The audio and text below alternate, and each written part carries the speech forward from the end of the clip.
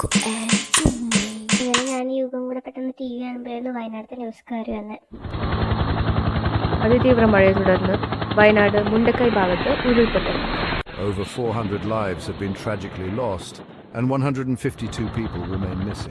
കൂടുതൽ സഹായങ്ങളുണ്ടെങ്കിൽ മാത്രമേ എല്ലാ തരത്തിലും നമുക്ക് ആ നാടിനെ പുനർനിർമ്മിച്ചെടുക്കാൻ കഴിയുകയുള്ളൂ. മുഖ്യമന്ത്രിയുടെ ദുരിതാശ്വാസ നിധിയിലേക്ക് സംഭാവനകൾ നൽകി അവരെ സഹായിക്കാൻ പങ്കാളികളാകണമെന്ന് എല്ലാവരോടും ഈ ഘട്ടത്തിൽ അഭ്യർത്ഥിക്കുകയാണ്.